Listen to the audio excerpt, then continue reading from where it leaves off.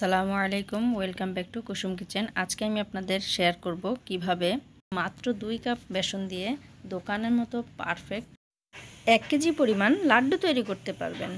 তো চলুন আজকে দেখে নেই কীভাবে লাড্ডুটি তৈরি করছে। প্রথমে আমি 2 কাপ বেসন নিয়ে নিব। আমি এখানে ছোলার বেসন নিয়েছি, আপনারা চাইলে বুটের বেসনটাও নিতে পারেন। আমার কাছে ছোলার বেসন ছিল, এই জন্য আমি ছোলার বেসন নিয়েছি। বেসনটি অবশ্যই চেলে নিতে হবে, নাহলে ভেতরে দলা থাকতে পারে। আমার বেসন চালা হয়ে গিয়েছে। এখন আমি এর মধ্যে সামান্য একটু লবণ দিয়ে দিচ্ছি, আর আমি প্রথমে 1 কাপ পানি দিয়ে দেব। ভিডিওটি না টেনে পুরোপুরি দেখার অনুরোধ রইল। ভিডিওর মাঝে ছোট ছোট কিছু টিপস থাকে, যেগুলো মিস করে গেলে পরবর্তীতে রেসিপিটি পারফেক্টভাবে তৈরি হয় না। আমি এখানে বেসনটা আস্তে আস্তে মিশিয়ে নেব।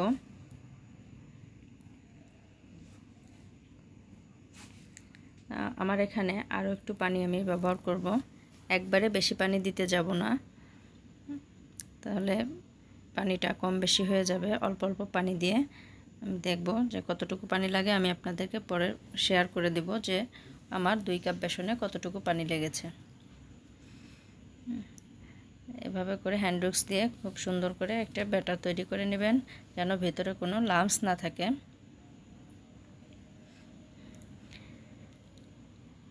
2 কাপ বেসনের জন্য আমার 1.5 কাপ পানি লেগেছে। বেসনের ঘনত্বটা এরকম হবে। তো আমি এখন চুলায় বসিয়ে দিব। প্যানটা গরম হয়ে গেলে আমি এর মধ্যে সয়াবিন তেল দিয়ে দিচ্ছি।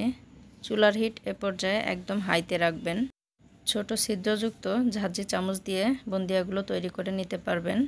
তো সবসময় হাতের কাছে ঝাঁঝরি চামচটা থাকে না, সবার বাসায় এরকম ছোট জালি বা ঢাকনি থাকে, এটা দিয়েও তৈরি করা যায়।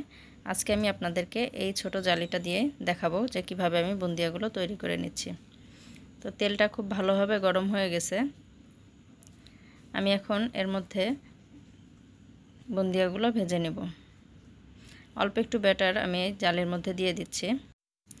জালিটি প্যানের চারপাশে ঘুরিয়ে ঘুরিয়ে ব্যাটারটি ফেলবেন। এক জায়গায় ফেললে দলা পেকে যাবে। তো এই যে দেখুন, চারপাশে ঘুরিয়ে ঘুরিয়ে ফেলা হচ্ছে। তেলের মধ্যে দেওয়ার সাথে সাথেই দেখবেন অনেক সুন্দরভাবে বুন্দিয়াগুলো ভেসে উঠছে। আমি 1.5 থেকে 2 মিনিটের মধ্যেই বুন্দিয়াগুলো তুলে নিচ্ছি। বেশিক্ষণ রাখলে বুন্দিয়াটা শক্ত হয়ে যাবে। আমি সবগুলো বুন্দিয়া ভেজে নিয়েছি। যে এমন হয়েছে, যদি মাঝখানে কোনো দলা থেকে থাকে তা হাত দিয়ে একটু চাপ দিয়ে নেবেন, তাহলে দেখবেন খুব সহজেই বুন্দিয়াগুলো ছুটে আসছে। আমি এখন একটি শিরা তৈরি করে নেব। এজন্য আমি প্রথমে 1 কাপ চিনি দিয়ে দিচ্ছি। আমি 1 কাপ চিনির মধ্যে এখানে 2 কাপ পরিমাণ পানি দিয়ে দিচ্ছি। আপনাদের বুন্দিয়া যদি একটু শক্ত হয়ে যায়, সেক্ষেত্রে 2 কাপ পানি নেবেন।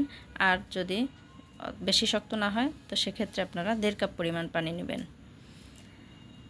আমি এর মধ্যে একটু ঘ্রাণের জন্য 2টি তেজপাতা কয়েক টুকরা করে কেটে নিচ্ছি, আর একটু এলাচের গুঁড়া দিয়ে দিচ্ছি এর মধ্যে। এতে খুব সুন্দর একটি ঘ্রাণ আসবে। দেখার সৌন্দর্যের জন্য আমি অল্প একটু ফুড কালার ব্যবহার করছি, এটি অপশনাল, আপনারা এটি স্কিপ করতে পারেন। এখন আমি চিনি খুব ভালোভাবে মিশিয়ে নেব। আমার এখানে ফুটে উঠলেই হবে, 1 তার 2 তার কিছুই লাগবে না, জাস্ট ফুটে উঠলেই হবে। আমি এখন এর মধ্যে ভেজে রাখা বুন্দিয়াগুলো দিয়ে দেব। এ পর্যায়ে চুলার আঁচটা মিডিয়াম টু লোতে রাখবেন। বেশি জোরে জাল দিলে সেক্ষেত্রে পানিটা খুব দ্রুত টেনে যাবে, বুন্দিয়াগুলো সিদ্ধ হবে না। আস্তে আস্তে জাল দিয়ে নেড়ে চেড়ে আমি বুন্দিয়াটি শিরার সাথে মিশিয়ে নেব। নাড়তে নাড়তে এক পর্যায়ে দেখবেন এমন ঘন হয়ে আসতেছে।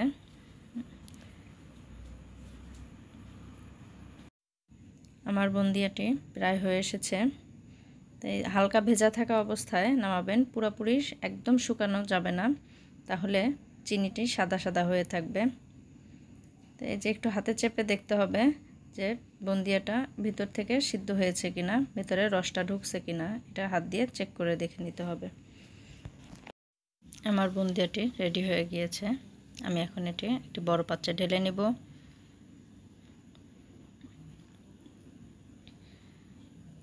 একটু ছড়িয়ে দেব যাতে ঠান্ডা হয়ে আসতে পারে, খুব বেশি ঠান্ডা করা যাবে না।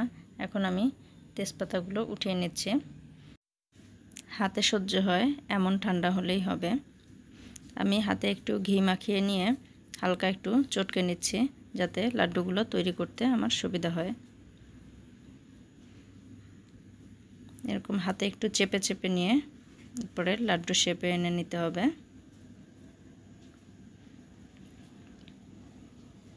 দেখুন আমার লাড্ডুগুলো তৈরি করা হয়ে গিয়েছে। আমি ডেকোরেশনের জন্য গুঁড়ো দুধ দিয়ে দিয়েছি এর উপরে। আপনারা চাইলে এখানে বাদাম দিয়ে দিতে পারেন, গুঁড়ো দুধও ব্যবহার করতে পারেন। আমি আপনাদেরকে কেটে দেখাচ্ছি যে আমার লাড্ডুর ভেতরেরটা কেমন হয়েছে।